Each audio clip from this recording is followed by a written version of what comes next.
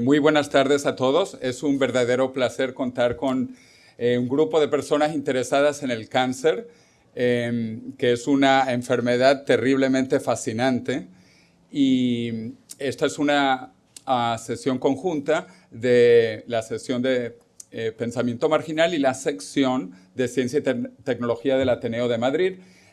Como parte final del Bicentenario. Terminamos de celebrar a finales de octubre el Bicentenario del Ateneo de Madrid, cuya primera parte fue iniciada en 1820. Entonces, en el 2021 terminamos pues el primer Bicentenario del Ateneo de Madrid. Nos gusta hacer todos los temas científicos en la página web que tenemos también, para anunciar los eventos, tanto del Ateneo de Madrid como la nuestra que se llama Madrid Singularity, la singularidad de Madrid, pues hacemos promoción de nuestros eventos. Y hacemos desde los temas más interesantes, como tuvimos hace unas semanas sobre computación cuántica, hace un mes sobre grafeno y nanomateriales, hemos tenido sobre evolución humana, y siempre temas de vanguardia, lo último de lo último en temas componentes de primer nivel en diferentes áreas.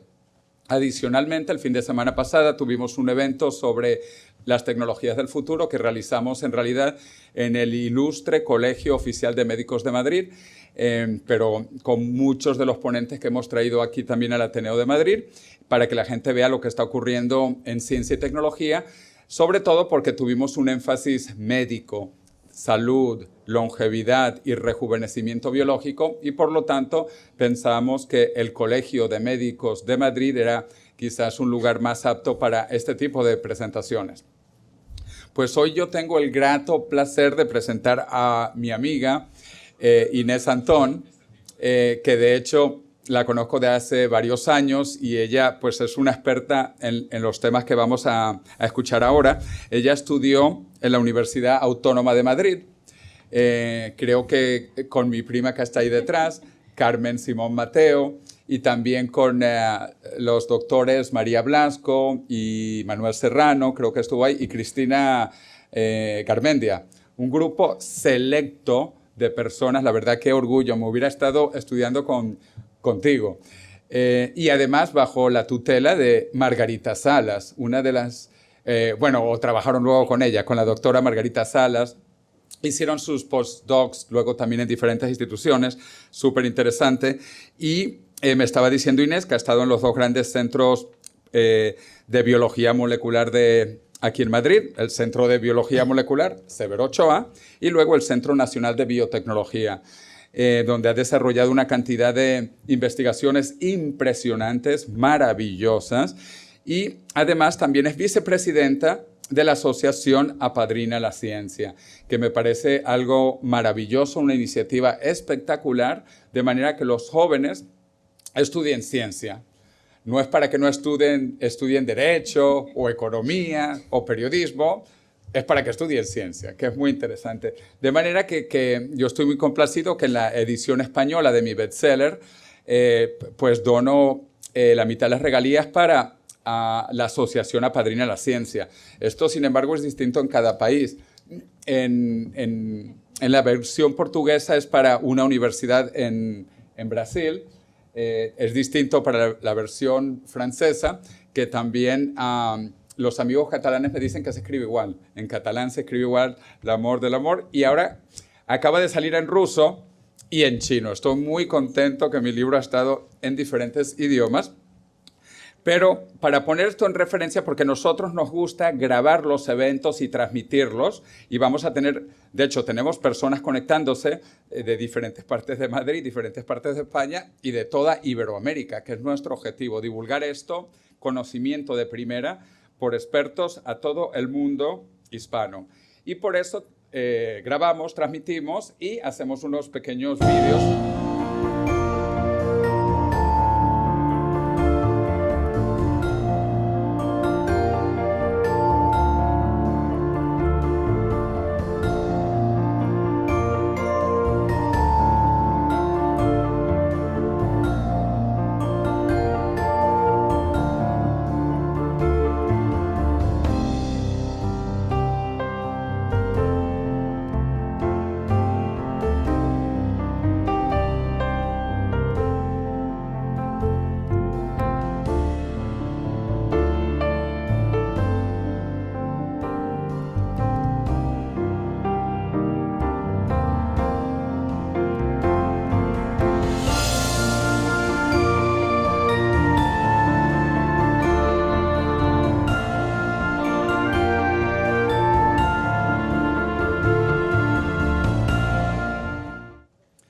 Bueno, con eso vamos a prepararnos para ver su presentación, que repito, la estamos grabando y transmitiendo.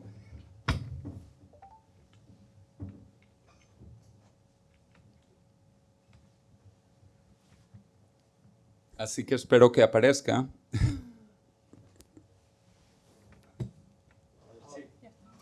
Perfecto. Bueno, pues un aplauso para la doctora Inés Antón.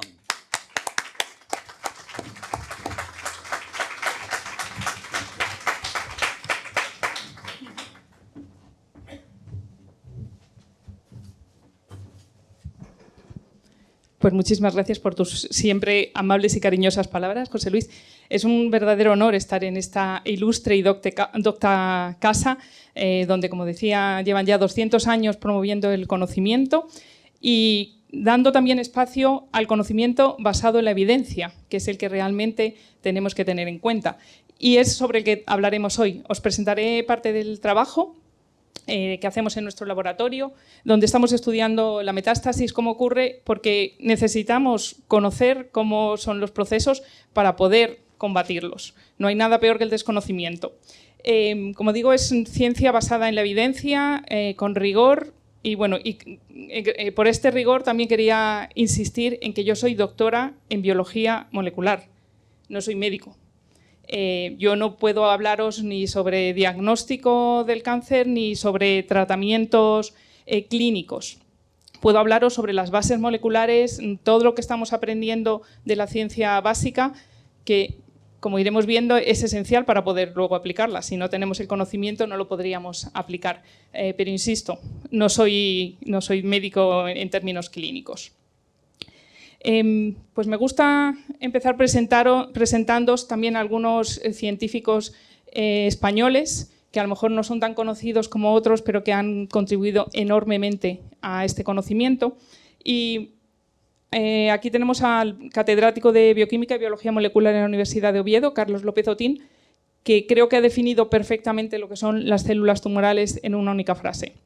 Las células tumorales son infieles, egoístas, inmortales, viajeras e invasivas. Y lo que vamos a hacer en este ratito que pasemos aquí juntos va a ser viendo por qué se definen de esta manera.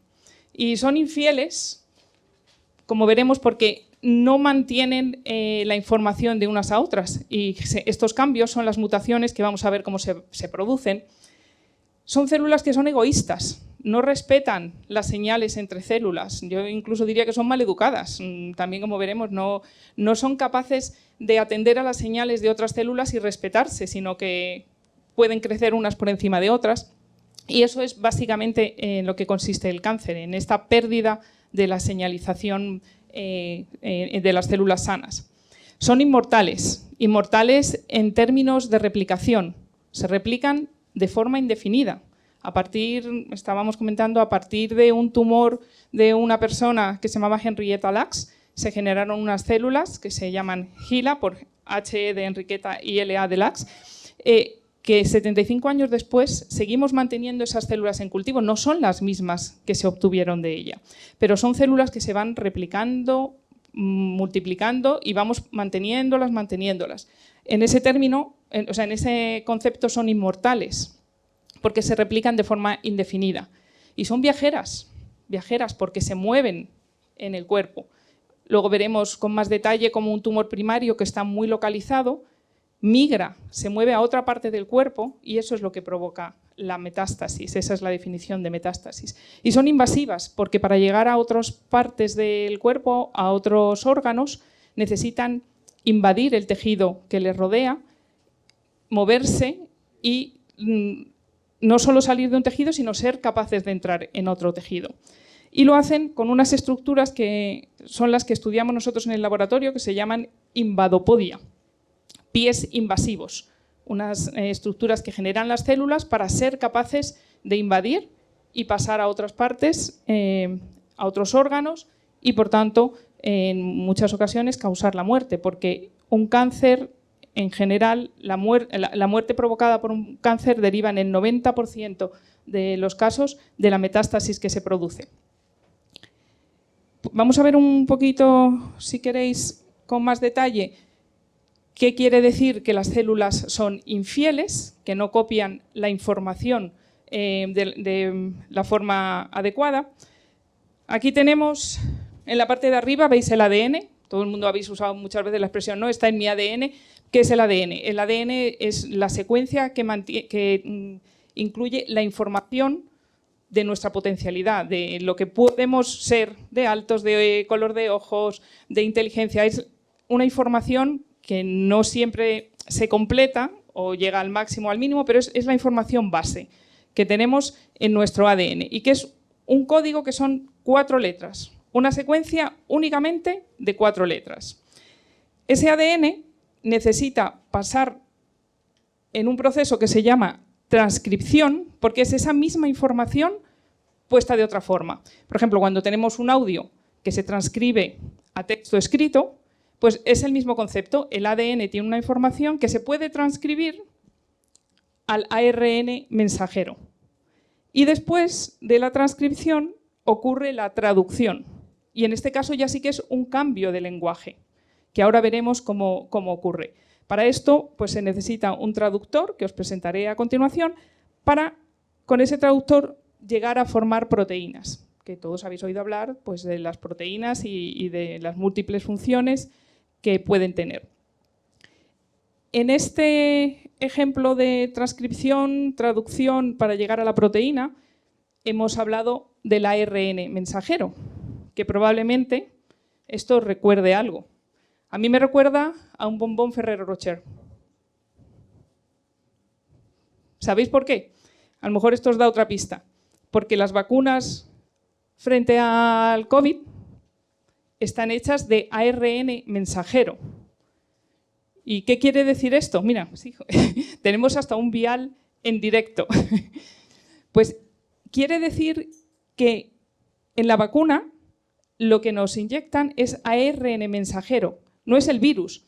¿Y por qué he puesto el Ferrero Rocher? Pues porque realmente tiene la misma estructura que un coronavirus. Tiene una parte central, que en este caso sería la avellana, que en el coronavirus es el ARN, donde está la información de las proteínas que va a necesitar ese virus. Y luego tiene alrededor lo que sería la galletita crujiente del Ferrero Rocher, pues que es la membrana del virus, y luego las almendritas serían la famosa proteína S, de Spike, en español es la espícula, que es la proteína que utiliza el virus para entrar en las células. ¿Y en qué consiste la vacuna? Pues la vacuna consiste en que se ha identificado qué trocito del ARN del virus es el que va a dar la información para formar la proteína S. Ese trocito de ARN mensajero se pone en la vacuna, que es lo que nos inyectan, y en nuestras células, con esa información, somos capaces de generar la proteína S. Y luego nuestro sistema inmunitario la reconoce y provoca, o sea, genera anticuerpos para proteger o células que nos protegen frente al virus. Y bueno, ¿por qué os cuento esto? Porque creo que es importante también mantener la idea de que la investigación no siempre tiene que ser en un único tema. Ahora estamos muy centrados en el coronavirus. Sabéis que en 2020 se estima que las muertes que ocurrieron por coronavirus en todo el mundo fueron 3 millones aproximadamente, en España unas 50.000, con sus más y sus menos. Y si lo comparamos con las muertes producidas por cáncer en ese mismo año, en el 2020, fueron 10 millones, todos los tipos de cáncer en todos los países, con unos 120.000 muertos. Entonces, yo creo que no es necesario elegir si hay que investigar más en cáncer, si hay que investigar más en coronavirus. Debemos investigar más en todo. Todo está íntimamente relacionado, como habéis visto, información que se puede obtener de cómo estudiar, cómo se producen las proteínas en células tumorales o no tumorales, puede tener grandes repercusiones para generar una vacuna. Si hemos podido tener una vacuna en un periodo de tiempo tan corto, es porque ya había muchos estudios anteriores sobre los coronavirus, sobre el ARN mensajero, sobre cómo producirlo. Entonces, bueno, pues perdonad este pequeño inciso sobre los virus, pero también es otra Otro estudio que me apasiona, yo empecé mi carrera estudiando virus y respuesta inmunológica a virus y bueno, pues me sigue quedando ahí un interés especial por ello. Pero volvemos, si os parece, a lo que os interesaba hoy. Como hemos visto, el ADN pasa a ARN mensajero y eso pasa a proteína. Y todo esto es una información secuencial. No quiero olvidarme de comentar otros aspectos que pueden influir directamente en la formación de células tumorales, de células transformadas, que no son dependientes de la secuencia, como veíamos, del ADN, sino que dependen de otros factores externos y que se reflejan en lo que se llama epigenética. Es decir, las modificaciones que puede tener el ADN, pero que no van a dar directamente cambios de proteínas, sino que son modificaciones que son modificaciones que lo que van a hacer es que el ADN sea más o menos accesible, con lo cual se va a generar más o menos ARN mensajero y más o menos proteína. Pero no son cambios en la propia secuencia, sino modificaciones posteriores. También quería solamente nombrar a los ARNs muy pequeñitos, microARNs o también otros ARNs interferentes, porque estos también pueden regular la cantidad de ARN mensajero que tienen las células, porque si se unen a ello lo pueden degradar y así alterar la cantidad de ARN mensajero y, por tanto, modificar los niveles de proteínas. Entonces, como veis, hay diferentes etapas en las que una célula va a poder tener cambios, bien genéticos de cambios de la secuencia o bien otras modificaciones a nivel epigenético o bien por expresión de otros componentes como los microRNAs que van a acabar modificando los niveles de proteína. Volvemos a la base del ADN, a su secuencia génica, que como os decía son simplemente 4 letras A, T, C, G, y es ese orden de esas combinaciones de 4 letras lo que nos va a hacer que tengamos las características que tengamos y depende cómo se vayan combinando. El ADN, no sé si lo puedo hacer con una mano, creo que no, pero el ADN, si me sujetas un momentito esto, el ADN pensamos que cada célula tiene que tener un montón de información, porque imaginaos toda la secuencia de ACGTs que necesitamos para la información. ¿Cómo es posible que quepa en una célula? Pues mira, en parte, veis que es una doble cadena, es decir, son 2 cadenas complementarias que a su vez están enrolladas, ¿no? Como una hélice. Supongo que esto lo habéis hecho muchos de pequeño, ¿no? Para hacer los cordones. Y cuando están enrolladas, si las juntamos, ellas solas se superenrollan. Que esto vuelve a ocurrir, se vuelven a compactar. Y así es como tenemos el ADN compactado dentro del núcleo de las células y toda esa información cabe. Es un proceso en el que cuando está compactado ocupa menos, pero cuando la célula se divide va a necesitar copiar el ADN para darle también la información a la otra célula. Entonces tenemos proteínas que se encargan de separar estas hélices, proteínas que se encargan de copiar una cadena y hacer otra cadena. Por eso es lógico que muchas veces cuando fallan esas proteínas encargadas de esas copias del ADN es cuando las células se transforman en tumorales. Como decía, son infieles. Si no copian bien toda esa información, van a generar células tumorales, transformadas, que ya no tienen la información que debían para respetarse unas a otras, por ejemplo. Si recordáis el paso de ARN mensajero a proteína, ya era una traducción, porque ya era un cambio de lenguaje, ya no solo tenía las 4 letras, que si lo habéis notado en el ARN mensajero, en lugar de la T tenemos una U, pero el concepto es el mismo, son 4 letras, pues cada 3 de esas letras veis que van a formar pues como si fuera una cuenta de un collar diferente. Cada 3 letras nos dan una cuenta que todos unidos formarían una proteína. ¿Cómo son las mutaciones? Pues las vamos a ver ahora, pero antes querría hacer otra presentación de otra científica, esta la conocéis prácticamente todos, Margarita Salas. Ella estudiaba cómo ocurría esto que os comentaba del ADN, la copia del ADN, pero lo estudiaba en un virus que solo afecta a las bacterias, que probablemente os preguntaréis, ¿cómo alguien se puede dedicar a estudiar un virus que afecta a bacterias con todas las otras cosas importantes que tenemos en el mundo, como el cáncer y el COVID?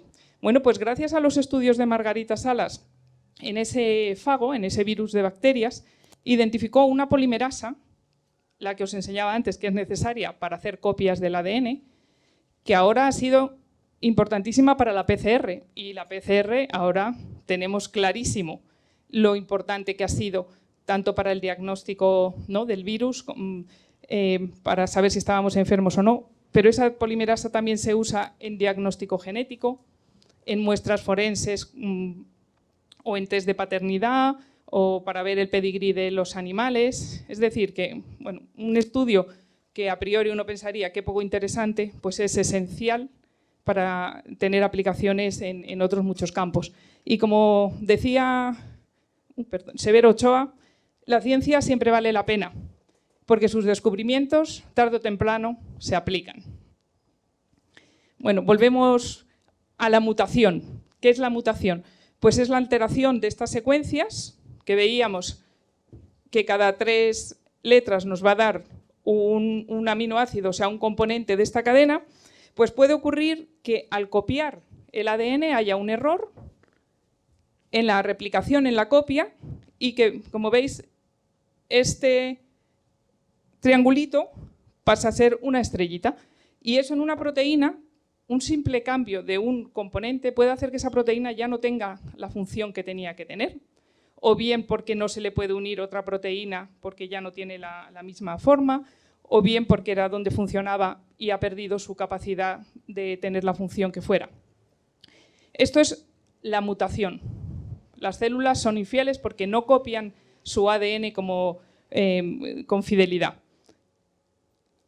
Esto no quiere decir que todo el cáncer sea hereditario. Una cosa es que sea genético, pero puede ser que la mutación ocurra en nosotros, pero no que la transmitamos. Entonces, solo el 5 o el 10% de los cánceres son genéticos. La gran mayoría, la inmensa mayoría, pues son somáticos. Lo sufre un individuo, pero no lo transmite a su descendencia.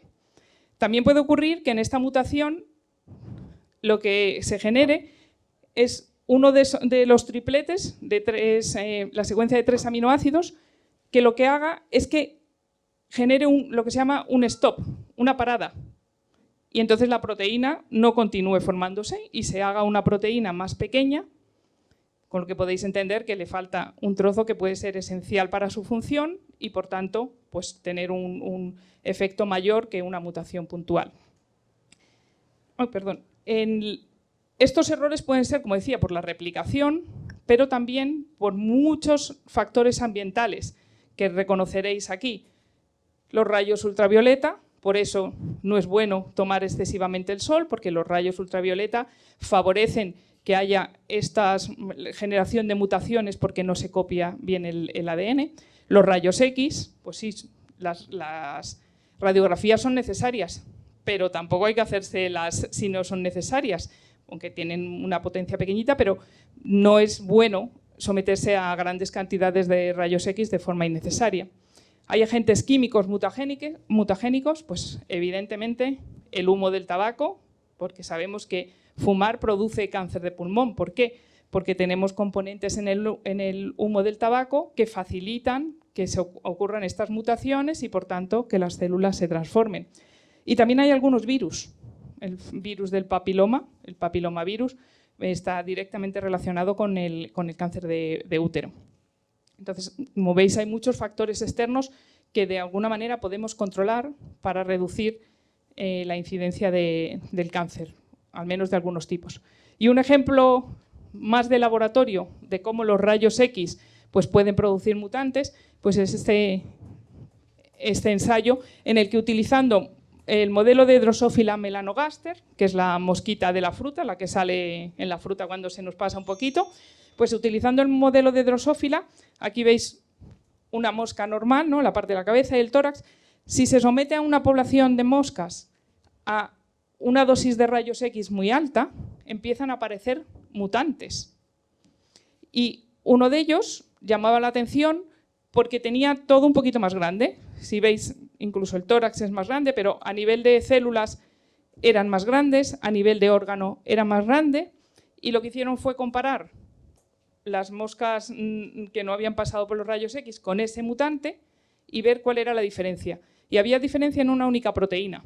Entonces la llamaron hipo, porque como era todo más grande, pues de hipopótamo le llamaron hipo. Esto es en un modelo de mosca, que también me diréis, pues anda, que estudiar las mosquitas de la fruta, ¿a quién se le ocurre? Pues si se busca el equivalente de mosca en ratón, simplemente cambiando esas dos proteínas, que son los equivalentes a lo que había en mosca, se generan unos hígados mucho más grandes, pero es que además tienen hepatocarcinoma, o sea que es que son hígados grandes y tumorales. Si miramos en el modelo de mosca, esta ruta que os he dicho que tiene el componente hipo y luego se han ido descubriendo, identificando otros participantes de esa ruta que hace que las células sean más o menos grandes. Y los colores, lo importante es los colores, cada uno significa una función de las proteínas. Como digo, el modelo de mosca, que es muy útil porque son muy pequeñitos, son muy baratos, tienen una vida corta, entonces se pueden tener muchas generaciones de forma fácil, pues cerca del 60% de los genes que se conocen que producen enfermedades humanas tenemos el equivalente compartido con las moscas. O sea que nos creemos muy diferentes y el 60% como digo, de los genes que están relacionados con enfermedades podemos utilizar las moscas para estudiarlo. Pero es que si miramos el equivalente en levaduras, que todavía son órganos pues, menos evolucionados, ¿no? Unicelulares, si veis los colores, es que se mantiene prácticamente la ruta. Y si lo vemos en un gusano, que es otro modelo también muy utilizado, C. elegans, también se mantienen. Y, por supuesto, en los ratones. Y es muy similar a la ruta que, bueno, en mamíferos, a la ruta que hay en humanos. Es decir, que tenemos una amplitud de modelos de animales mucho más sencillos, mucho más fáciles de manejar, con menos problemas éticos también, o que podemos utilizar levaduras. Entonces, también es muy importante pensar que no todo es clínica, que no todo hay que hacerlo en humanos y que tenemos unos modelos disponibles que pueden ser pues, muy interesantes. Vale, creo que ya os he convencido de que las células tumorales son infieles y vienen de tener mutaciones. ¿Qué quería decir cuando les llamábamos células egoístas? Pues este es un ejemplo. En una célula normal, nosotros podemos sembrarla en lo que se llaman placas de Petri, son unas plaquitas redonditas donde las células van creciendo, van multiplicándose y tienen lo que se llama inhibición por contacto. Es decir, cuando las células se multiplican y tienes suficientes que van cubriendo toda la superficie, se mandan señales. Ya no cabemos más, no vamos a seguir replicándonos porque ya estamos suficientes. Y si lo viéramos desde arriba, pues se vería eso como un suelo, todos los ladrillitos, todos colocados. En las células transformadas por alguna de estas mutaciones, pierden esa inhibición por contacto y entonces siguen creciendo, aunque ya no quepan, y se ponen unas encima de otras. Y esto es lo que puede generar, lo que genera las masas tumorales, que a veces son la vía para identificarlos, ¿no? Tengo un bulto. ¿Qué ha ocurrido?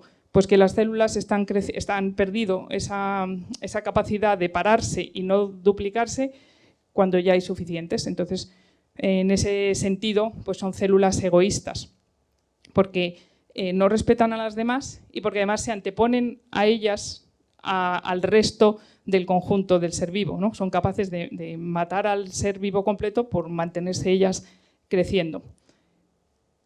Esto puede ocurrir, como hemos visto, por mutaciones que generalmente afectan o bien a un oncogen, es decir, un gen que tiene capacidad de generar tumores, o bien porque afecta a otros que se llaman supresores de tumores. No, todos los que estamos aquí, bueno, todos los que existimos somos mutantes. Estamos sufriendo mutaciones de forma constante, permanentemente. Pero tenemos sistemas que lo identifican y que hacen que se eliminen esas células, o nuestro sistema inmunitario evita que vayan a otro sitio. Todos somos mutantes y tenemos supresores de tumores.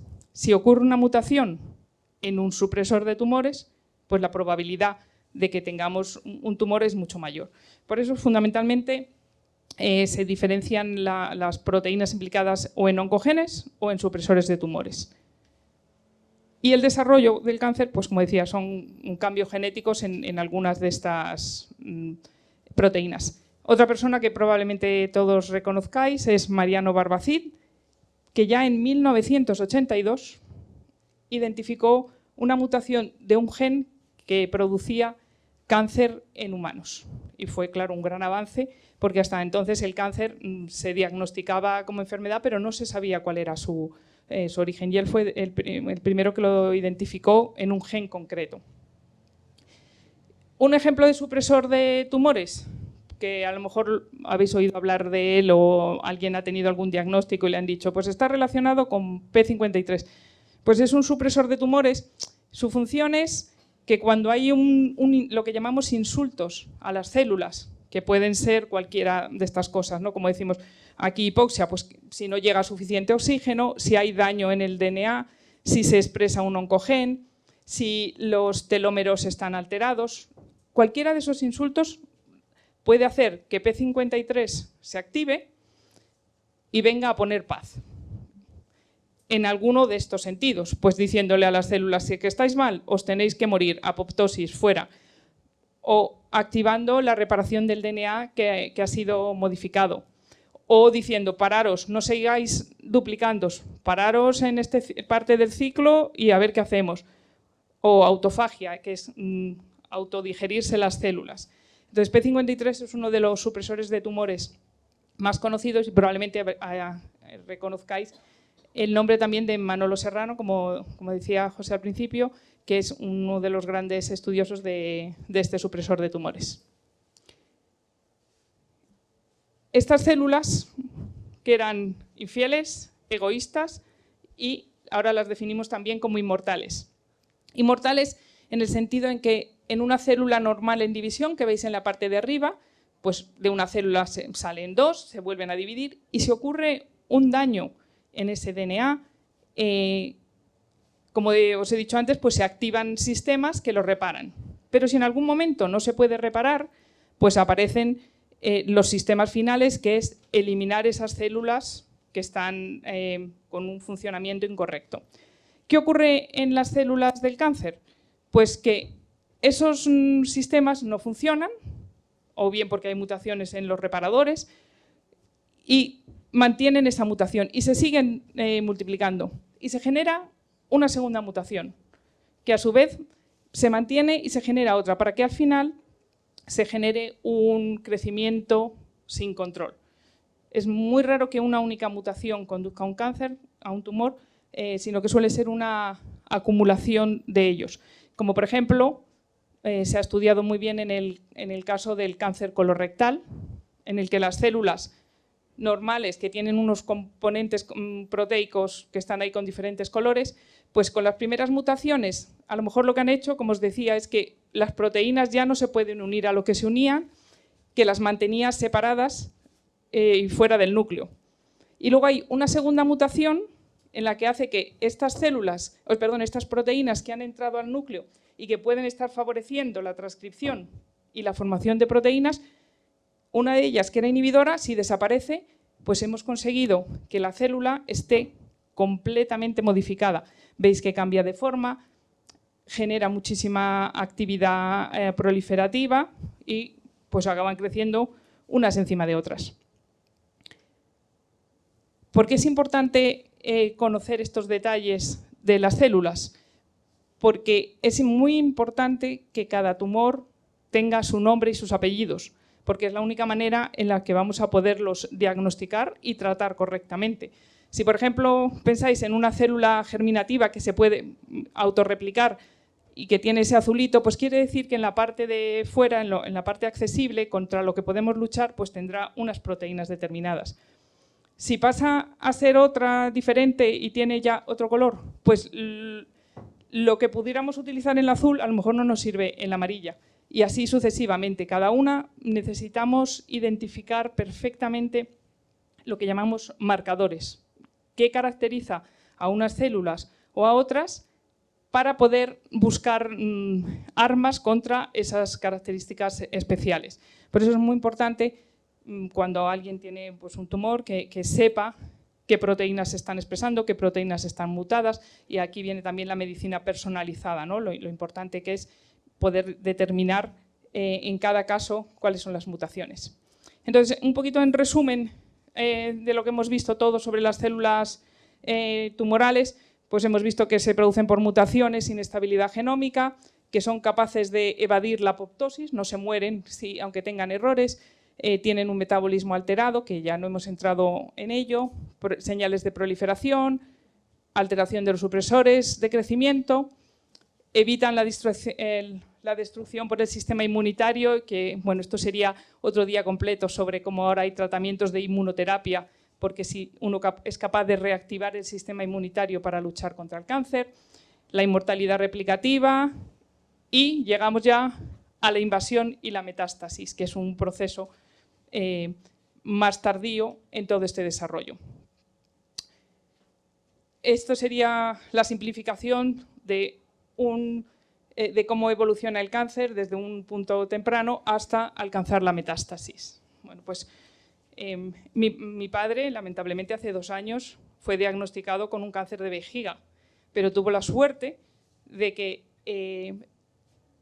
es fácil diagnosticarlo por lo que produce en momentos muy tempranos, de forma que si se identifica en un momento temprano cuando el tumor es pequeñito y está localizado, pues le operaron, le quitaron el tumor, el bultito que tenía, y en principio, pues aquí estamos estupendamente con 87 años.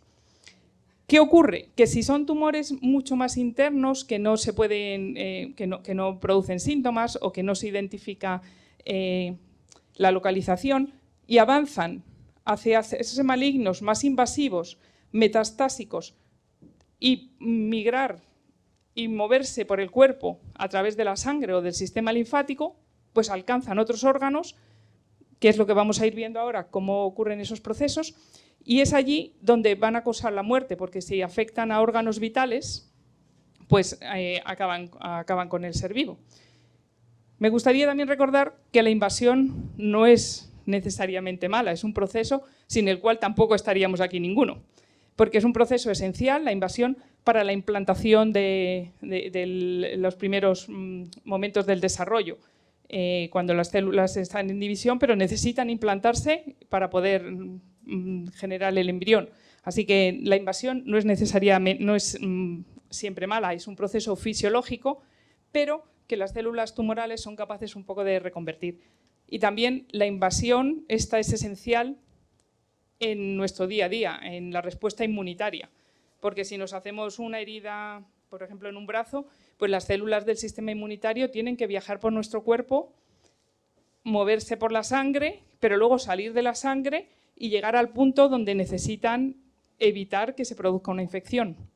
Entonces, este también es un proceso invasivo fisiológico esencial, que no debemos olvidar. Pero también es verdad que hay una parte patológica, que es la que vamos a ver ahora. 2 españoles que estudian estos mecanismos de metástasis en diferentes tumores, pues tenemos a Joan Massagué, un reconocido mundialmente, igual que Amparo Cano. Joan Massagué sigue en Nueva York y Amparo Cano pues la tenemos más cerquita en la Universidad Autónoma de Madrid.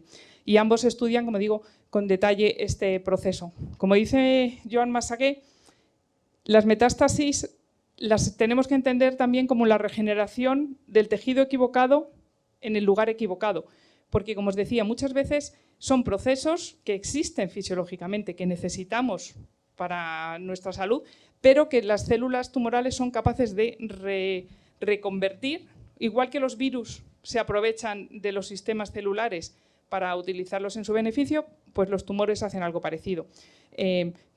y lo compara cuando un tejido normal pues tiene una herida, se activan unos procesos de regeneración que son esenciales para curarnos, pero que si son utilizados por las células tumorales pues acaban convirtiéndose en una metástasis. Y en este proceso, como pues recordamos aquí, desde unas células que tienen una morfología, una interacción unas con otras, pasan a empezar a crecer más de la cuenta, que es el momento en que se llama hiperplasia, que suelen ser todavía tempranos, benignos. Cuando ya empiezan a cambiar de forma, pasamos a displasia.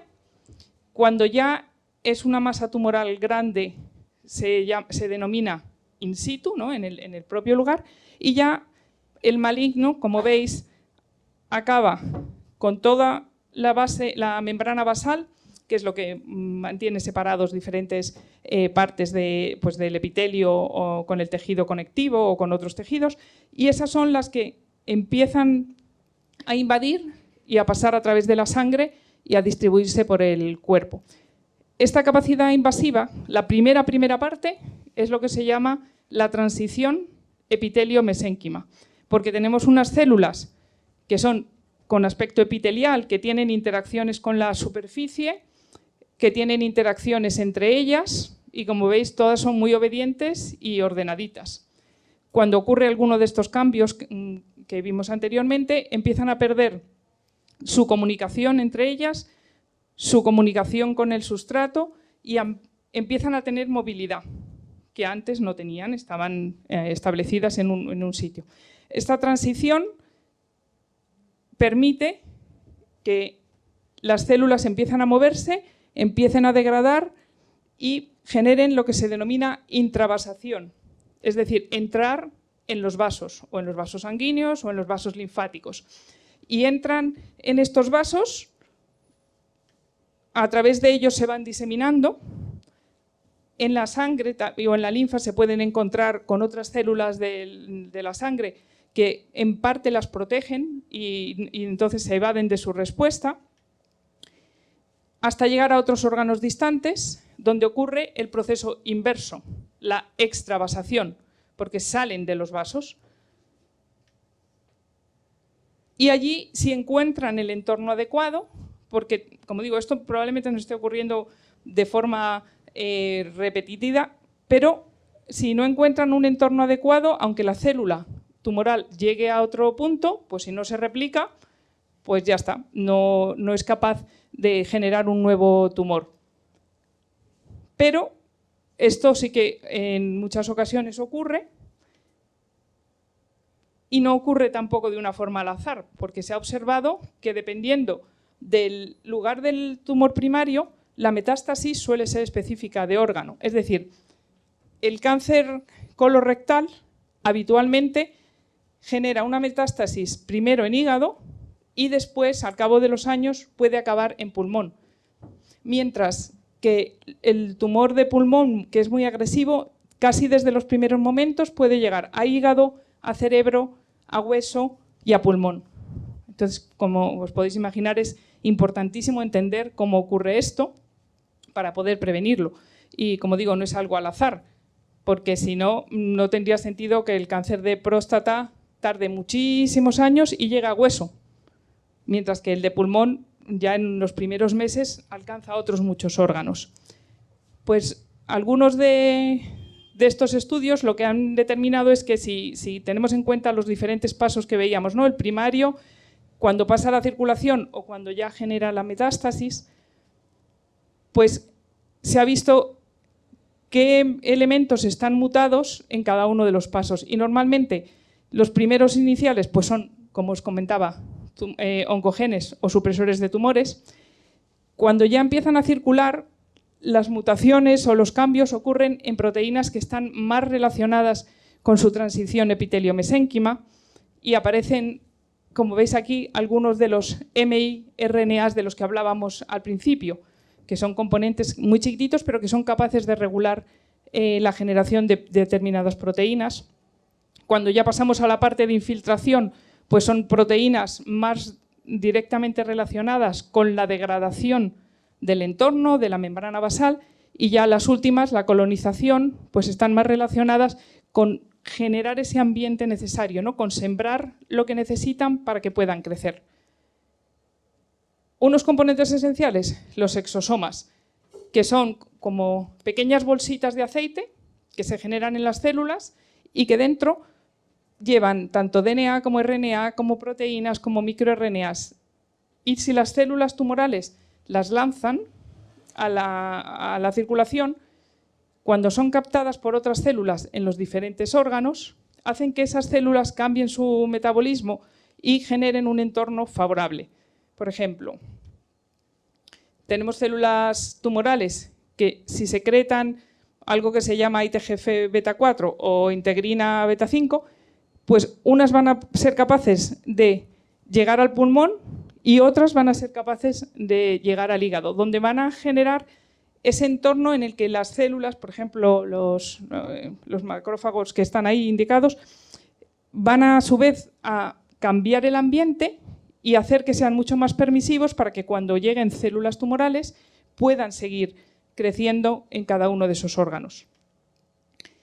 Este trabajo es interesantísimo. Salvador Aznar Benita, en el Instituto de Barcelona, ha identificado cuál es la forma de entrar las grasas en las células que hace que se favorezca la metástasis, utilizando aceite de palma. Y él decía que les da a los ratones como si fueran sándwiches de nocilla durante varios meses.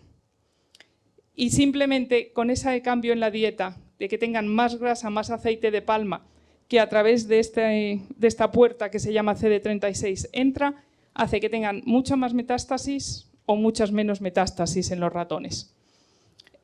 No sé si se ve el vídeo.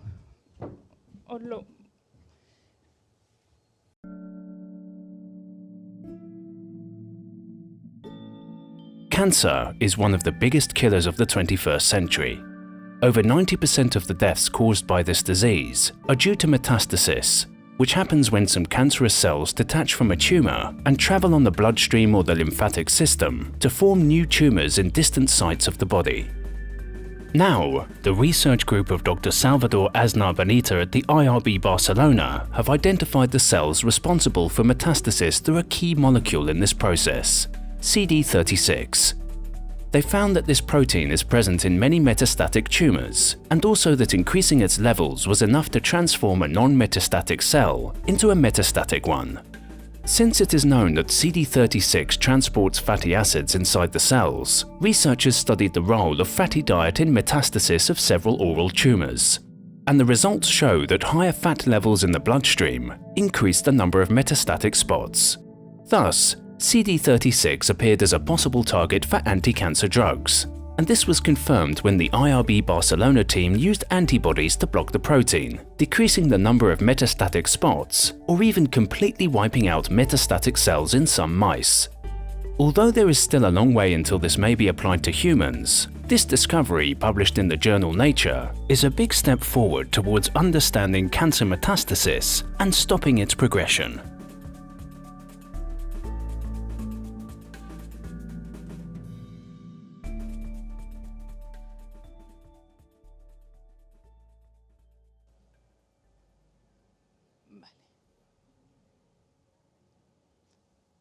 Volvemos.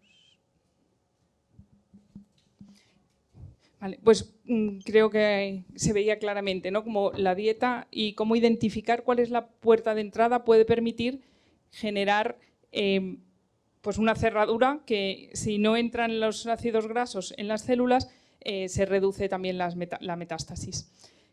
¿Qué hacemos nosotros en el laboratorio estudiando todas estas cosas? Pues estudiamos este paso inicial, intermedio, en el que las células son capaces de generar estos pies, los invadopodia, que son como prolongaciones de las células, que ya se han modificado, que ya son capaces de tener aquí un citoesqueleto, porque las células también tienen un esqueleto que mantiene su forma, que necesitan para moverse. Pues ese esqueleto también genera fuerza para permitir estas protrusiones. Y nosotros estudiamos cómo ocurre ese proceso, qué proteínas están implicadas y hemos visto cómo participan algunas de ellas que ahora os enseñaré. Por ejemplo, esos son células tumorales que veis que tienen como cada uno como los pelitos, pues esos son los sitios donde van invadiendo y donde se van comiendo la matriz que hay alrededor de las células y que les va a permitir invadir. ¿Y cómo lo hacen? Porque generan unas proteínas que se llaman metaloproteasas, que lo que hacen es romper lo que hay alrededor, las proteínas que hay alrededor, la matriz extracelular, y así permitir que las células puedan moverse, invadir y pasar a otros sitios. Nosotros estudiamos esta célula que se llama WIP, aunque parece como era el jabón, ¿no? El WIP Express, pero sin H, o sea, la proteína se llama WIP, y somos capaces de, por ingeniería genética, pegarle otra proteína verde, de forma que lo que estáis viendo en esta célula que se mueve, en verde es nuestra proteína, en rojo vemos el esqueleto de la célula y cuando coinciden se forma este color amarillo porque el rojo con el verde en el microscopio hace amarillo. Y veis que hay algunos puntitos amarillos, esos son los Invadopodia, pero vistos desde arriba. Son puntitos donde está ocurriendo la degradación y donde se están comiendo la matriz. Si utilizamos unas células tumorales como estas, que las dejamos que se muevan, veis cada uno de estos es una célula, veis que tienen es lo que se llaman lamela, esas partes grandes, planas, que utilizan para avanzar. Estos son nuestras células tumorales control. Si a estas mismas células las modificamos y con RNA interferente, como os contaba antes, hacemos que no tengan WIP, tienen todo lo demás igual. Solo les hemos eliminado una proteína, que es WIP. Veis que las células tienen una forma completamente diferente. No son capaces, no tienen direccionalidad, se mueven, van y vienen. Están muy desorganizadas. Y esto es un movimiento que se llama al azar. Simplemente las células se están moviendo por la placa. Pero si esto lo hacemos en un movimiento más dirigido, en el que ponemos las células un límite, luego les rellenamos con el equivalente a la matriz y les dejamos que se muevan. Y esto lo miramos desde arriba, o sea, lo que hay ahí no es vacío, sino que es matriz que las células se van comiendo. Veis que estas células control generan unas prolongaciones largas que mantienen y además hay una célula líder y las otras las van siguiendo, están coordinadas. El trabajo que hace una por invadir, pues lo aprovechan las otras y van siguiendo. Y en este tiempo, pues han avanzado desde donde estaban hasta ahí. Si eso mismo lo hacemos con las células que no tienen WIP, veis que también tienen la forma diferente, como la tenían antes. No son persistentes, no mantienen la protrusión y avanzan, sino que avanzan, retroceden, que en conjunto, que tampoco están coordinadas, como decíamos, son egoístas y además no se hablan unas con otras, cada una hace su paseíto, pero pierden esa energía de coordinarse entre todas. Y cuando acabe ahora el vídeo, el recorrido final es menor. Es decir, conseguimos que simplemente eliminando esta proteína, las células se muevan menos y sean menos invasivas. Bueno, esto es lo mismo, pero lo veis un poquito más grande para que veáis la morfología de las células y cómo estas están organizadas y esas no. Y me parece que se han quedado paradas las dos.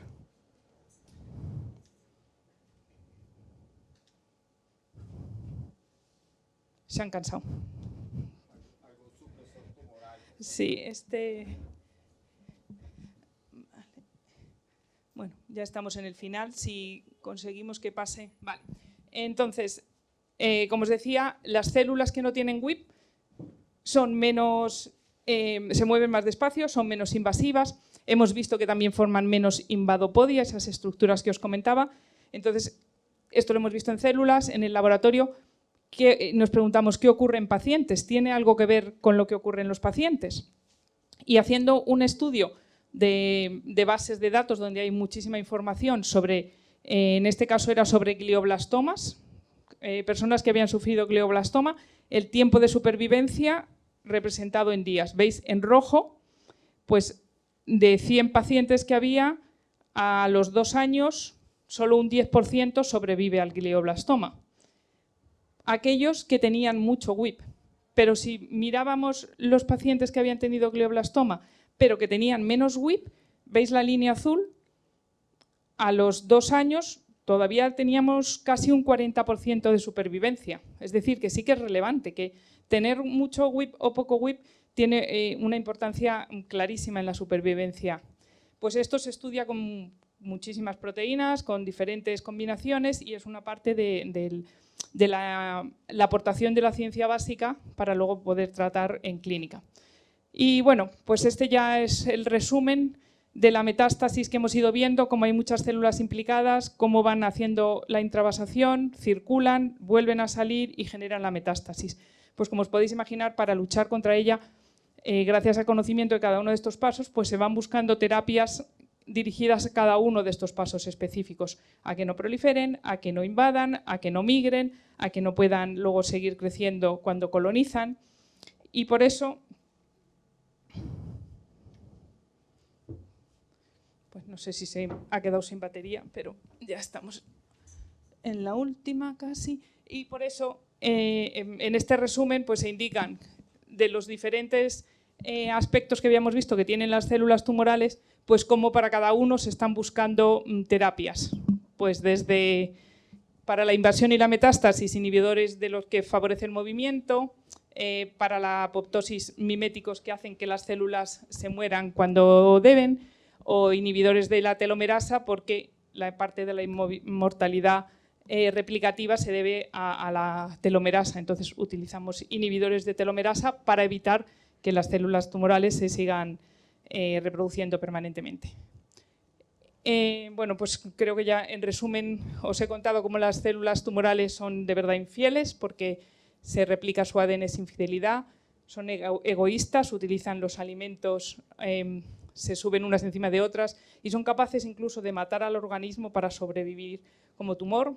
Son inmortales porque se replican indefinidamente, viajeras e invasivas y provocan la metástasis. Y si me dejáis los últimos 2 minutos, bueno, si queréis localizarme o queréis preguntarme algo o cualquier cosa, mi correo está ahí, ianton@cnb.csic.es.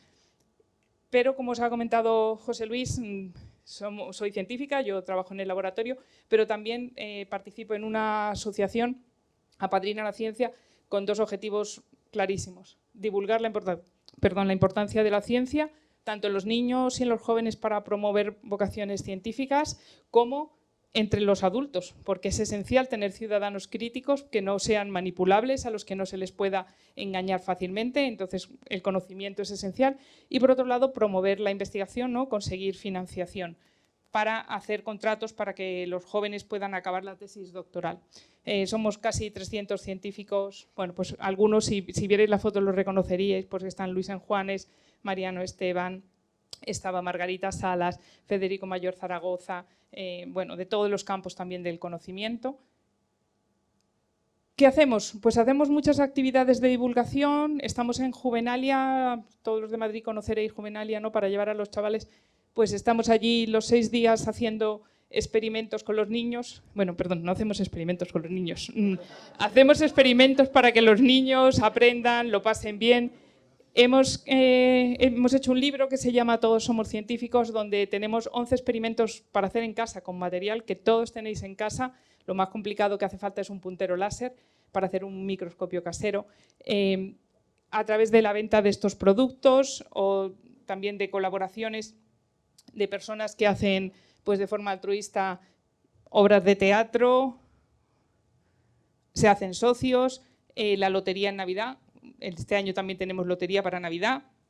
Pues con todo esto vamos consiguiendo financiación para que los jóvenes puedan acabar sus tesis doctorales y todo ese conocimiento acumulado sirva para el conocimiento, para el saber de todos.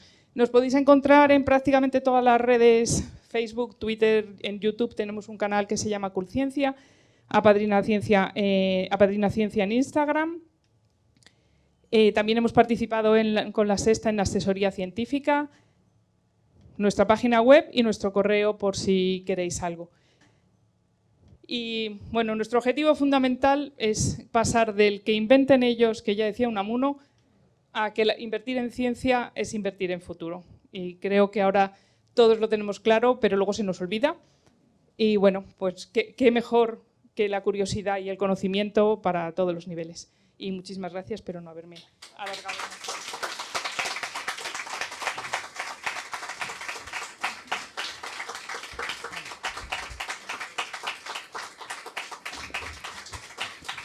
Pues muchísimas gracias, Inés. De verdad, una presentación maravillosa. Yo estoy muy contento. Es más, está mi madre aquí viéndote y yo creo que ella ha entendido lo del cáncer también, porque sí, ha sido tan clara la presentación, tan buena, que es espectacular. Pero, sin embargo, estoy furioso, pues porque no has hablado. Yo te estoy donando miles de euros acá de mi libro y no lo has mencionado. La verdad que esto ya no voy a dar más euros a Padrina en la Ciencia. Es que no hace falta, ya te encargas tú. Ya. Aquí pone, fíjense, para los que no me creen y que es verdad, los autores donarán los beneficios de los derechos de autor de este libro a la Fundación SENS en California y a Padrina en la Ciencia en España para investigaciones científicas y apoyar a los jóvenes. Bueno, un paréntesis ahí. Además que lo hicimos para duplicar con Ford. Me hicieron que me acuerdo que tuvieron una campaña que Ford duplicaba todas las donaciones.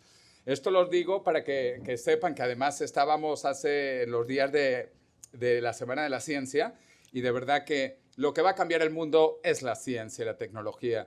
Los políticos dicen que los políticos, los economistas que los economistas, los abogados que los abogados, pero lo que ha cambiado la historia de la humanidad es la ciencia y la tecnología, ninguna otra cosa. Pero bueno, de verdad una presentación maravillosa. Quiero agradecer porque, aparte del medio centenar de personas que tenemos aquí en vivo, en el Ateneo de Madrid nos están saludando desde diferentes partes de España. Nos saludan varios desde Madrid, incluso que al comienzo se escuchaba un poco bajo, entonces ajustamos. Por ejemplo, Raúl Ortiz nos ha dicho que estaba un poco bajo, lo subimos. Nos saludan desde Barcelona, desde Sevilla.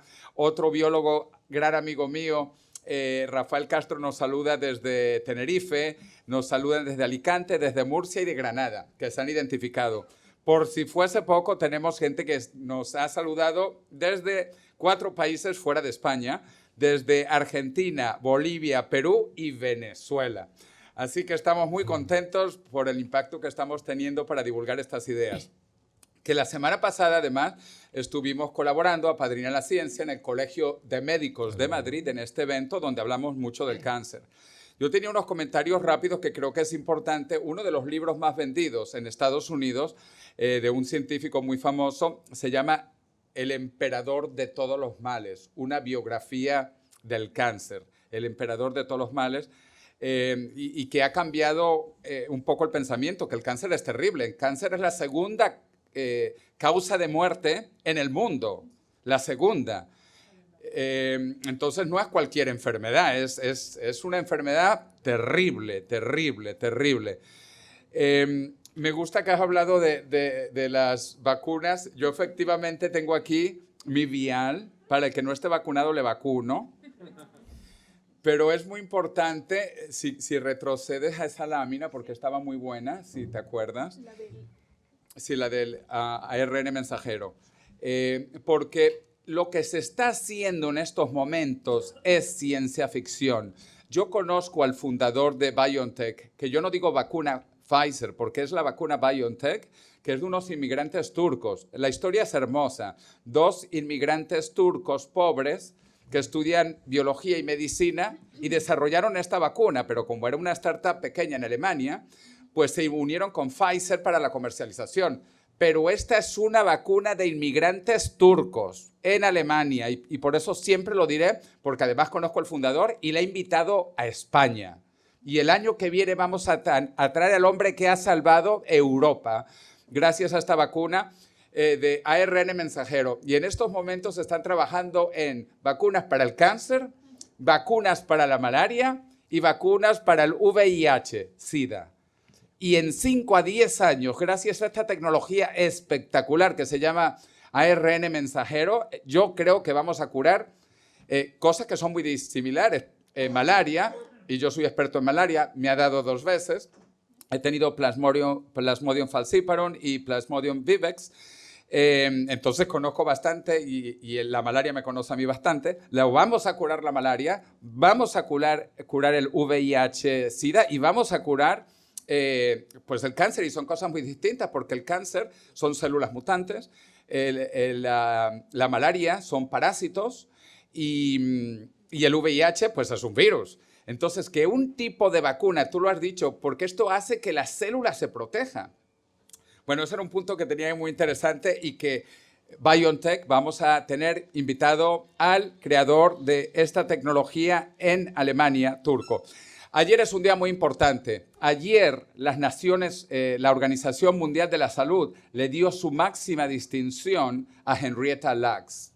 Henrietta Lacks, aquí pongo el titular. La Organización Mundial de la Salud ha otorgado este miércoles 13 de octubre, ayer, y de manera póstuma, su principal condecoración a la afroamericana Henrietta Lacks, fallecida de cáncer de cervix hace 70 años, a los 31 años de edad, y cuyas células fueron clave para la investigación de decenas de enfermedades en todo el mundo, incluido el COVID-19.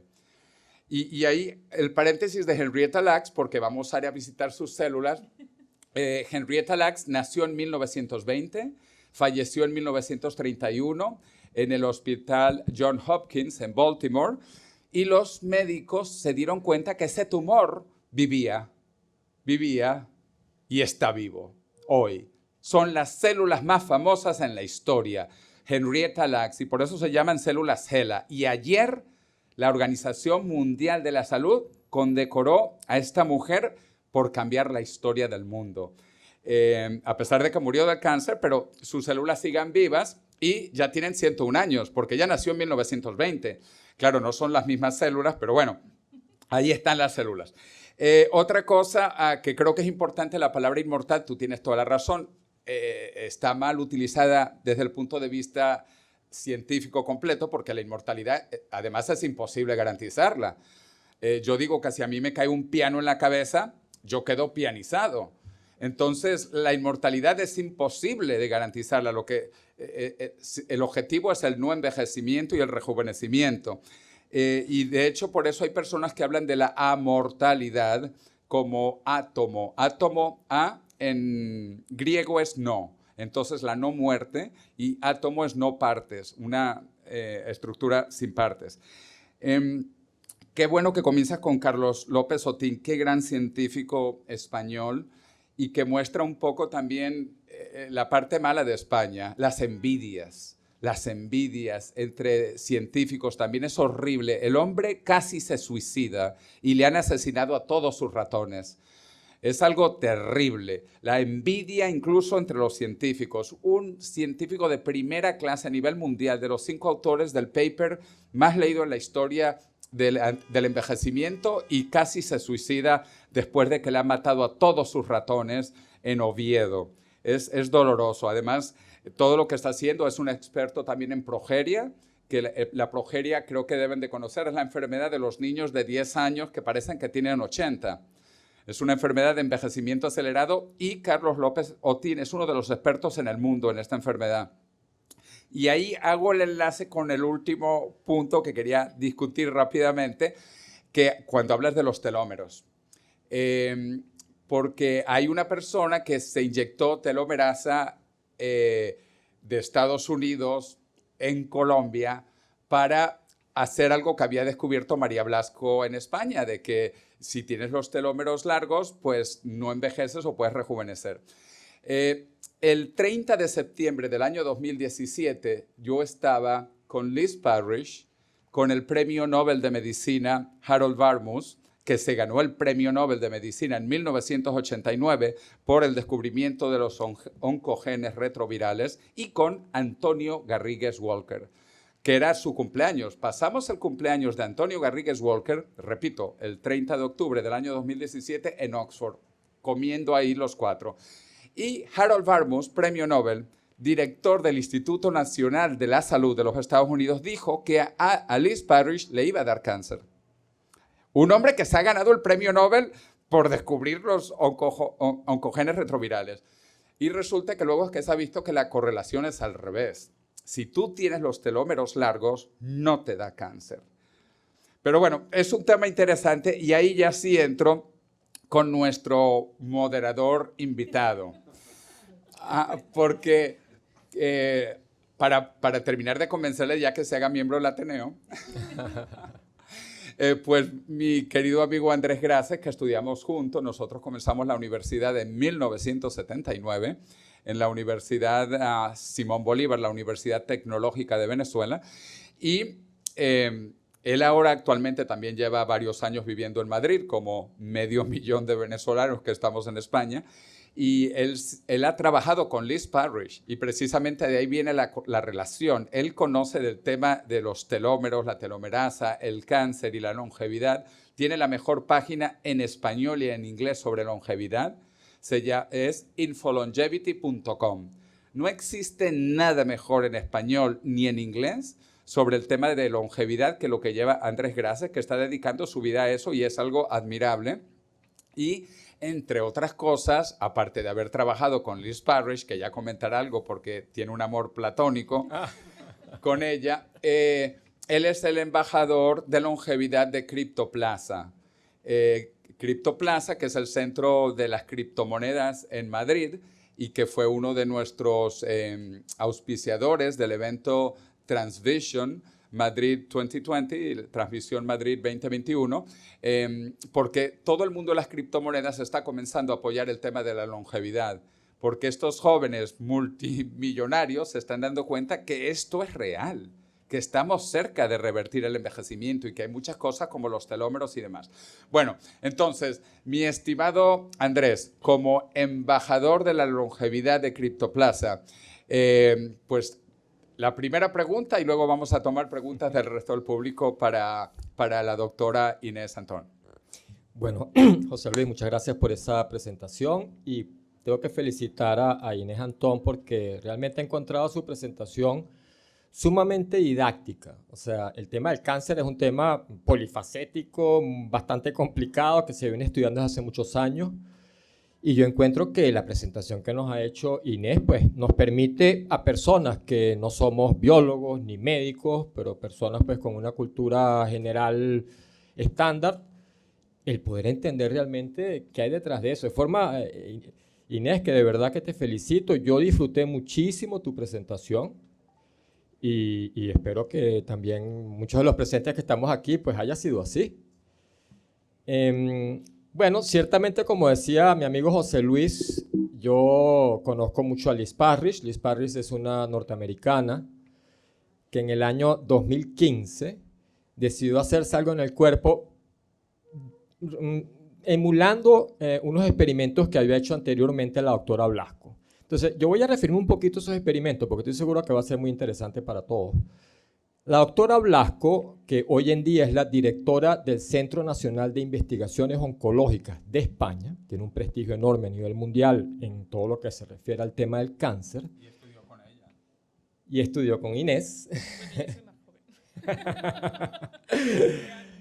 Biológicamente más joven.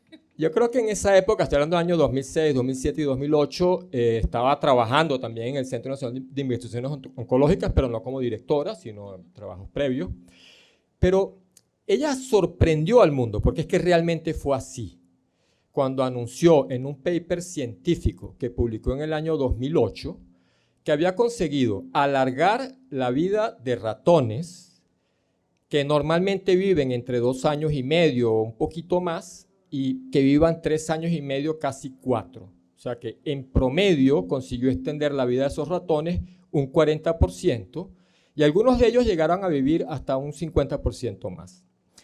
Ahora, también debo decir que cuando la doctora Blasco hizo eso, que lo hizo precisamente sobreexpresando el gen que produce la telomerasa y que consigue que los telómeros se mantengan, o sea, que no se vayan reduciendo con cada división celular, sino que al momento, a la vez que se reducen, también se vuelvan a alargar. Ella hizo eso, y esto también es importante tomarlo en cuenta, con unos ratones transgénicos que había modificado para hacerlos más resistentes al cáncer. O sea, ella sobreexpresó 3 genes, que son el P16, el P19 y el P53, del cual, por cierto, nos referiste hoy, de forma que esos ratones que efectivamente, una vez que fueron modificados genéticamente para hacerlos más resistentes al cáncer, los modificó haciendo sobreexpresar el gen que produce la telomerasa. Y con ello consiguió que viviesen, de nuevo, un 40 y hasta un 50% más. Eso fue cuando se dio a conocer, vamos, yo creo que es un hito, un antes y un después, en todo lo que refiere a los esfuerzos en ciencia y tecnología para alargar la vida. Entonces, la norteamericana Elizabeth Parrish, a quien conozco muy bien, precisamente porque fui al congreso que llaman RATFest en el 2017, un poquito antes del que tú estuviste mencionando luego. RATFest viene de Revolution Against Aging and Death Festival. Y ese es un evento que se viene realizando, creo que desde el año 2015 o 2016. Primero en California, San Diego, luego en Las Vegas. Bueno, y el año pasado no se pudo hacer de forma presencial, sino por Zoom y estas cosas, ¿no? Pero bueno, lo cierto es que yo conocí a Liz Parrish.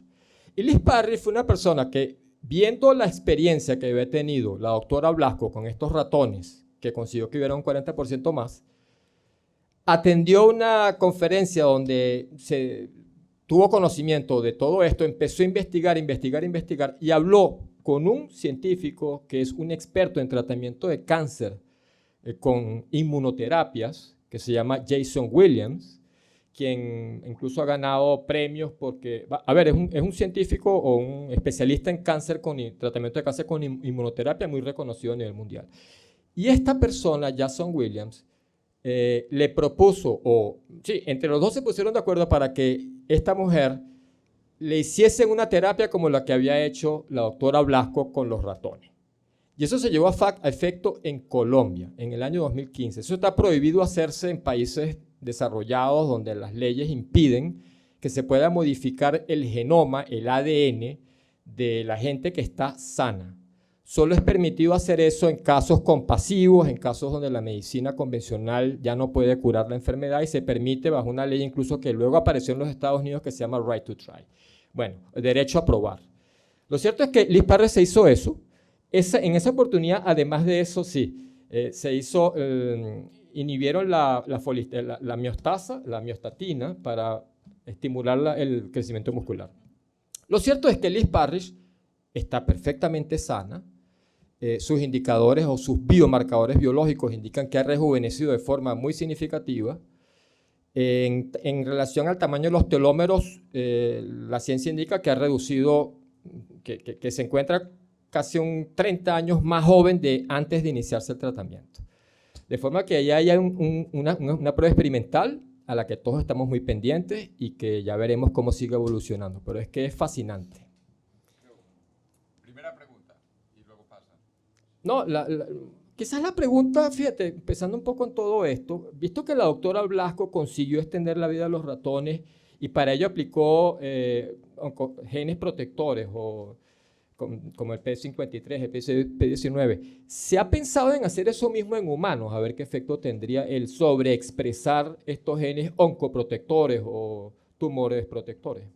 Me imagino que no habrá ningún permiso clínico para hacer un experimento de tal calibre en humanos, porque, claro, son cosas que quizás se están haciendo a nivel de turismo médico, por ejemplo, en lugares donde... A mí no me consta que se haya hecho, y de hecho Liz Parrish no se lo hicieron.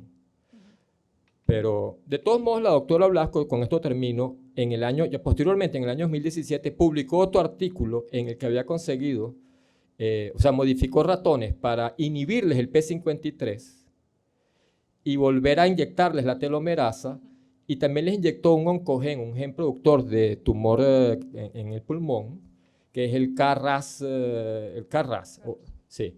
Y se dio cuenta que lo de inyectar telomerasa tampoco provocaba más cáncer, ni lo curaba ni lo hacía peor. De forma que yo creo que un poco la conclusión es que si bien las células cancerígenas activan la telomerasa para multiplicarse indefinidamente, como bien lo señalaste, el hecho de que una célula sana tenga más telómeros más largos, en lugar de hacerlos cancerosos, más bien permite que la duplicación se siga haciendo con menos mutaciones y menos problemas. Eso parece ser el efecto, pero está en investigación. Un paréntesis, también están conectados de Costa Rica, se han quejado que no he mencionado Costa Rica. Entonces está Costa Rica. Mi hermano mayor vive allá. Vamos a comenzar entonces a tomar preguntas del público. Sí. Buenas tardes. Bueno, Inés, muchísimas gracias por tu exposición y a las secciones por traer un tema tan controvertido y nos guste o no tan de actualidad como es el cáncer, desde una perspectiva científica, como habéis dicho. Yo me he quedado con las ganas de que me expliques con más detalle. Has pasado una diapositiva que hablaba de terapias, o me ha parecido entender las terapias que se están haciendo o que se están proponiendo. Entonces, esa sería, ha pasado así muy rápido y me gustaría que me explicaras un poquito más en detalle esa diapositiva. Y por otro lado, quisiera hacerte otra pregunta. Bueno, teniendo en cuenta que el cáncer efectivamente es posiblemente la primera enfermedad no contagiosa que provoca una pandemia, si tenemos en cuenta de que prácticamente afecta ya a cada una de 3 personas en el mundo, o al menos esas son las cifras que parece que se barajan y que por lo tanto pues toca a todas las familias. Yo quisiera lanzarte otra pregunta, porque cuando has hablado de las causas que puede provocar el cáncer, has hablado de las mutaciones, que no entras mucho en detalles y me gustaría que entraras más, si habéis investigado esas mutaciones, por qué se pueden provocar, aparte de lo que ya hace relación, como son los rayos ultravioletas, los rayos X, el tabaco, etcétera, etcétera.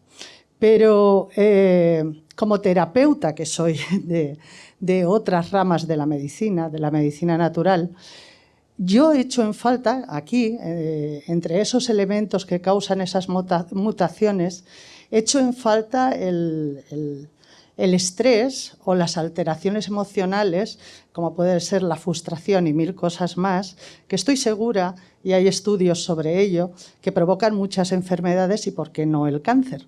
Al fin y al cabo es una enfermedad autoinmune, y una enfermedad autoinmune es una agresión que nosotros provocamos en cada uno de nosotros. Entonces, evidentemente, la ciencia ha avanzado muchísimo y nos da muchas respuestas, pero de verdad, ¿no tendría que volver la ciencia a conciliarse con otros aspectos de la totalidad de lo que es un ser humano y barajar y estudiar otros agentes que pueden afectar a la alteración de esas células o a las enfermedades en general, como a la curación de las mismas? Gracias. Bueno, no sé muy bien en qué orden irte contestando. Efectivamente, como bien decías, los números indican que 1 de cada 3 mujeres y 1 de cada 2 hombres tienen altas probabilidades de sufrir cáncer a lo largo de su vida. Como decíamos, como os decía, es que prácticamente el 100% estamos sufriendo mutaciones, pero somos capaces de defendernos de ellas. Creo que era esta la diapositiva que decías. Bueno, sí, podemos entrar en detalle, pero son algunos ejemplos. Creo que el mensaje fundamental que me gustaría mandar sobre el cáncer y, como tú dices, esta pandemia, es que lo mejor sería prevenirlo. Sería muchísimo más barato y muchísimo más eficiente prevenirlo, pues con muchas cosas como las que he comentado que sabemos de los rayos ultravioleta, por supuesto de la alimentación con las grasas, del tabaco. Y aquí creo que también entraría en lo que tú comentabas sobre el estrés. Hay numerosos estudios de cómo el estrés afecta a la funcionalidad del sistema inmunitario, que a su vez va a favorecer o va a luchar contra el cáncer. Como os decía, hay un componente del sistema inmunitario en la lucha contra el cáncer que nos llevaría otro día entero sobre las terapias, ¿no?, relacionadas con el sistema inmunológico y la reactivación de las células para que puedan luchar contra el tumor. Entonces, no sé si quieres que miremos alguno de estos, pero que son algunos ejemplos, pero es que hay, como digo, infinitos. Por ejemplo, sobre la inflamación, que no hemos hablado mucho y que está también directamente relacionada con las células del sistema inmune y con el estrés asociado a la inflamación. Está, demostrado con numerosos estudios que la inflamación es como un proceso previo, inicial, íntimamente relacionado con el desarrollo del cáncer. Pues claro, el uso de antiinflamatorios selectivos es una opción. Pero yo creo que aquí el problema es integral. Si vamos mirando punto por punto diciendo que es que usamos antiinflamatorios para curar el cáncer, pero estamos afectando a la respuesta del sistema inmunitario en otro aspecto. Entonces, creo que la aproximación debe ser más integral, no fijarnos solo en el estrés o fijarnos solo en una actividad, sino que ser conscientes de que somos un todo. Preguntan, ¿qué tan rápido crees tú que va a haber vacunas? ¿Y cuántas vacunas sabes o piensas que se están trabajando para diferentes tipos de cáncer? Un número. No te puedo decir un número porque no tengo ni idea de cuál es el número. Sé que hay vacunas que con el concepto de prevención, o sea, es distinto la vacuna del cáncer, que es contra un cáncer que ya existe, que el concepto de vacuna que es preventivo. No nos vacunamos del virus porque no tenemos contra el virus porque no tenemos todavía el virus.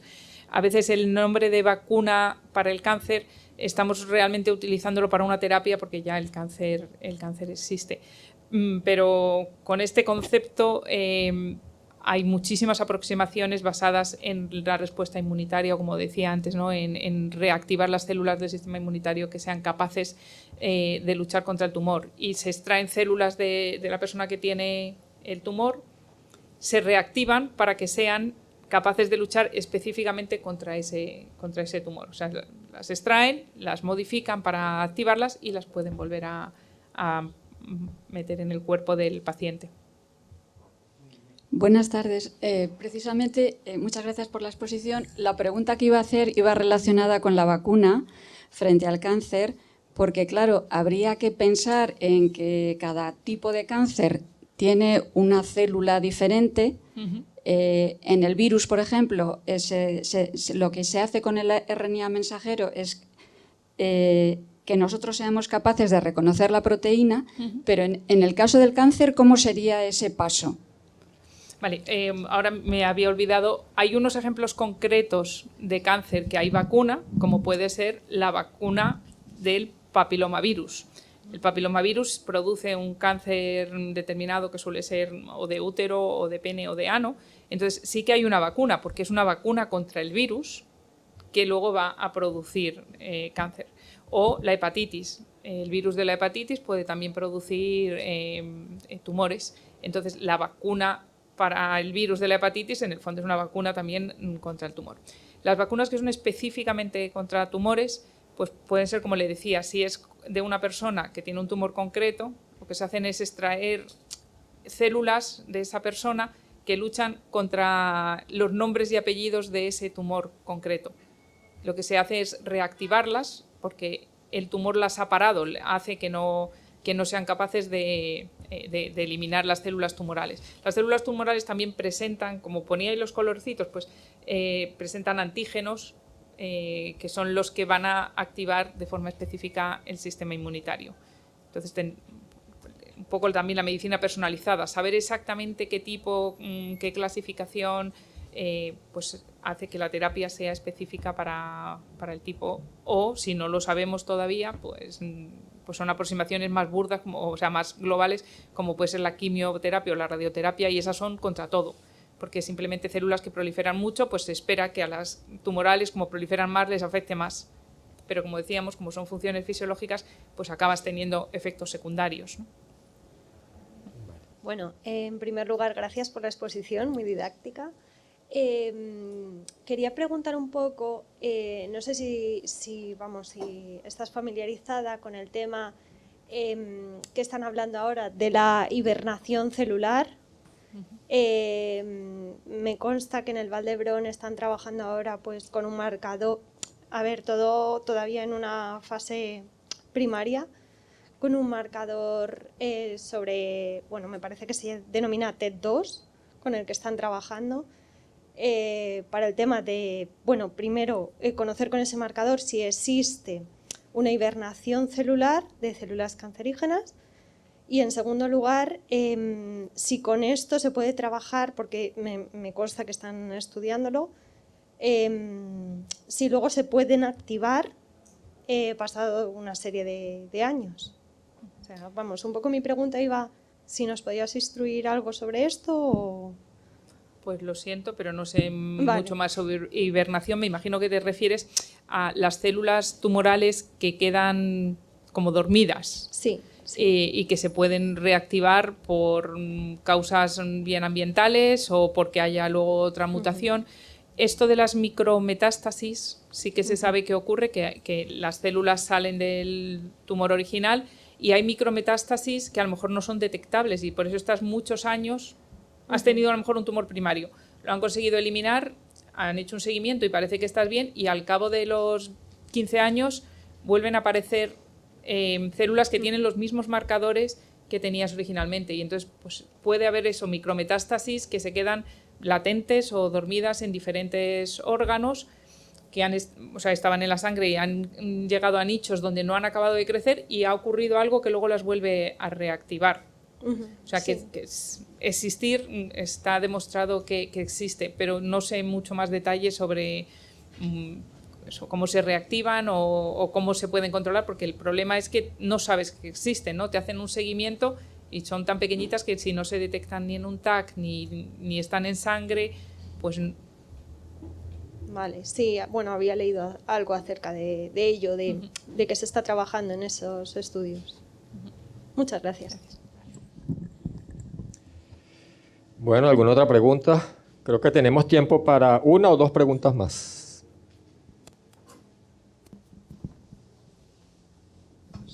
Buenas, soy Miguel Martínez. Me intrigaba aquí un poco con el tema que comentaban de la medicina personalizada, ¿no? Pues quería saber un poco, según vuestros estudios, o sea, cuánto de toda esta investigación es un poco como de amplio espectro y se puede aplicar a la mayoría de los tipos de cáncer y tal, y cuánto de la investigación al final es como muy específico de cada tipo de cáncer, y en el caso que empieces a tratar todo esto, ¿no? y tengas el tratamiento específico para cada cáncer que tenga una persona tal y cual, ¿cómo incrementa esto el tema de los costes, ¿no? de sanidad, el ser tan específico con todo el mundo? Y si esto se va a convertir en una cosa que quizás en algún momento sea democrática por volumen de gente, o el cáncer es algo tan específico que esto realmente nunca se vaya a democratizar y digamos, bueno, estos siempre van a ser tratamientos caros, quien pueda permitírselo se lo permitirá, quien no, no, pero ser tan específico con la gente como que para mí tiene unos costes muy elevados, ¿no?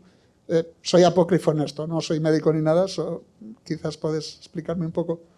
Pues poco, porque yo tampoco soy médico y tampoco sé mucho más que lo que puede saber un ciudadano sobre la medicina personalizada o el coste, no te sabría decir. Indudablemente lo que tenemos ahora es un acceso a una cantidad de datos como nunca habíamos tenido. Y eso está permitiendo ponerle nombre y apellidos a los diferentes tumores, conocer implicación de diferentes proteínas. Y si antes secuenciar el genoma de una persona llevaba años y miles de euros, ahora lleva un ratito y cuesta 500 euros. Yo me imagino que todo esto, con las nuevas tecnologías y los nuevos avances, van a permitir que no sea exclusivo, tan caro, y que se puedan agrupar al menos en diferentes tipos, que luego ya personalizado, hablamos de personalizar, a lo mejor no individualizar absolutamente, sino al ir teniendo grupos y después ya llegar a la individualización. Pero no es una respuesta clínica ni de lejos. Yo quisiera añadir un comentario. El objetivo es que esto esté para todo el mundo, pero que además si atacamos la madre de todas las enfermedades, que es el envejecimiento, pues no vas a tener cáncer. Y es lo que ha hecho esta paciente cero, Liz Parrish, alargar sus telómeros de manera que no le dé cáncer. esto, un poco de publicidad, está todo en el capítulo 2 de mi libro. Y si compras, ellos reciben las regalías y los derechos de autor. Así que contribuye con la ciencia, compra La muerte, y esto va para la fundación, la asociación Apadrina la Ciencia. A ver que Brígida nos tiene una pregunta o un comentario. Tiene que ver con lo que acabas de decir, José Luis. Si es una mera cuestión de juventud... Gaspar, ¿me dejas hablar, por favor? Gracias. Por lo que acabas de comentar, si fuera una mera cuestión de juventud, el hecho de no tener cáncer, no habría niños enfermos de cáncer. Tiene que haber más cosas que intervengan en ello. O sea, esta reflexión nada más, José Luis.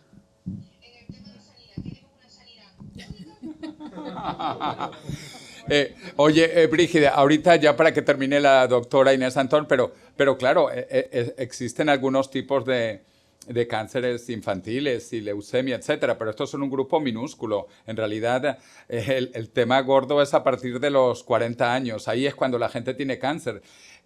Pero no solo cáncer, todas las enfermedades ligadas al envejecimiento, las enfermedades cardiovasculares, las enfermedades de degeneración neurológica, y el cáncer, esto matan al 90% de la población. Claro que hay gente que se muere de otras causas, pero todas las otras causas juntas en España, en los países avanzados de Europa, no suman el 10%, todas juntas.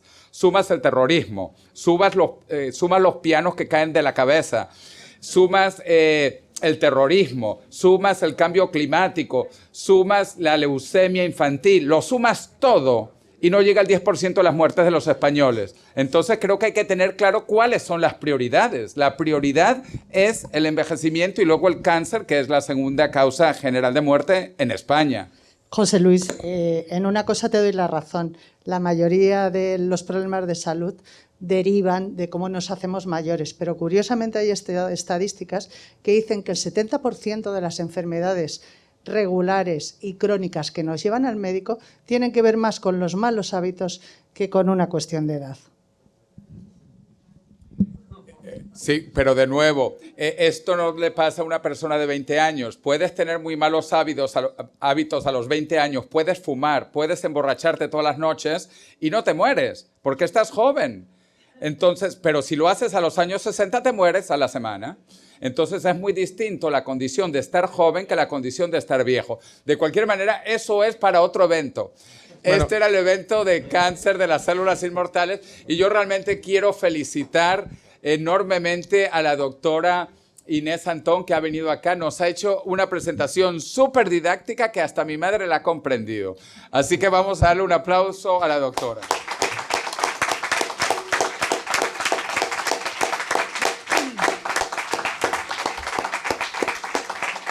Pues nada, muchas gracias. ¿Sí?